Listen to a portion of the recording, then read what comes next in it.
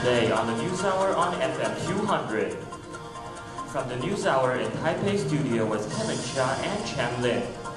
News Hour starts now.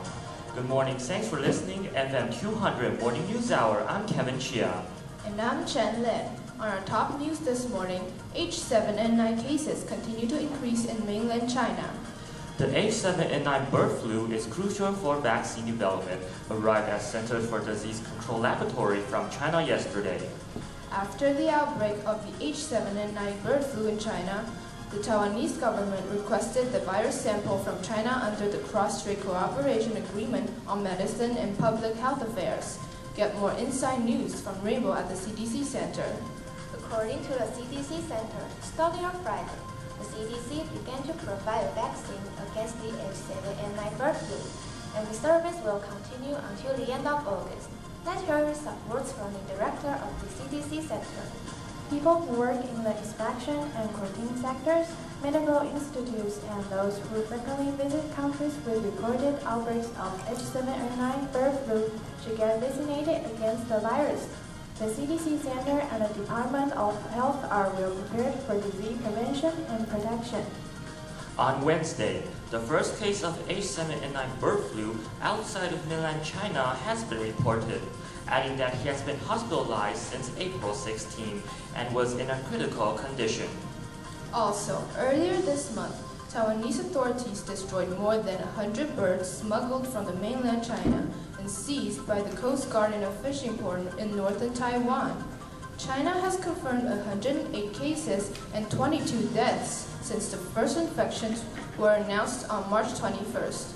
With a higher proportion of cases in older people, we have Rainbow at the Department of Health. The case involves a 53-year-old man who had been working in the eastern Chinese city of Suzhou. He showed flu symptoms 3 days after returning to Taiwan via Shanghai. We have words from the Department of Health. This is the first confirmed H7N9 case in Taiwan who was infected abroad. The patient said he had not been in contact with poultry or eaten undercooked chicken or eggs while staying in Suzhou. The CDC warned people to avoid catching and feeding birds and visiting traditional markets with live poultry when visiting Chinese regions with H7N9 cases. Taiwanese authorities said they were monitoring 139 people who had contact with him, including 110 hospital workers among 3 hospitals. Thank you, Rainbow.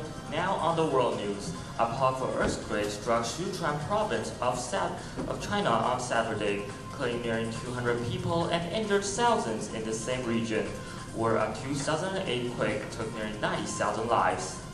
A magnitude 6.6 earthquake toppled buildings, triggered landslides, and disrupted phone and power connections when it struck just after 8 a.m.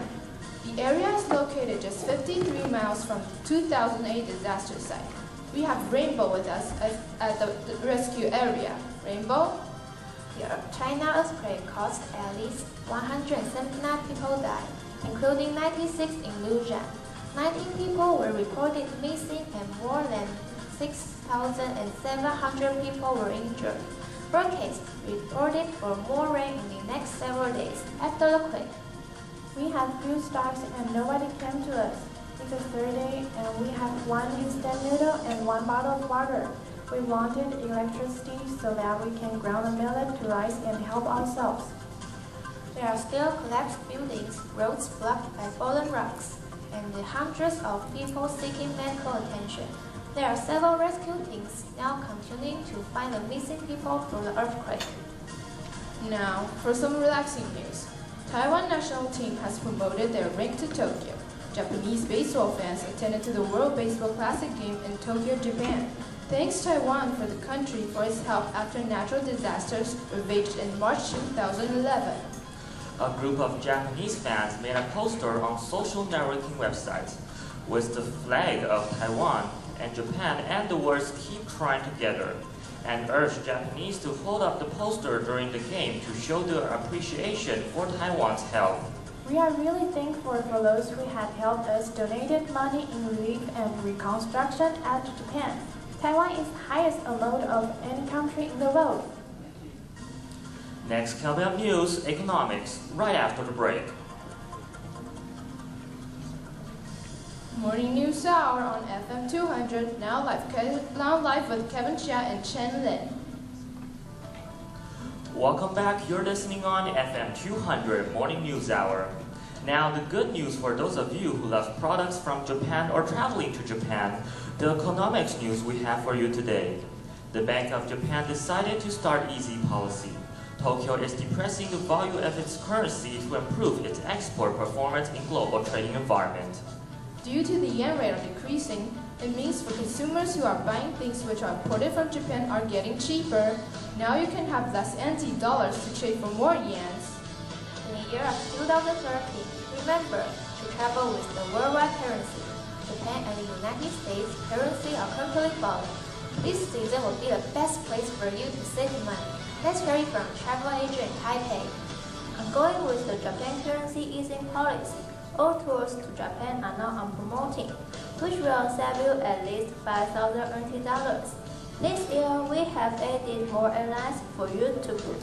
All promotions are extended until further notice. Sounds nice. Maybe I'll go to Japan in summer.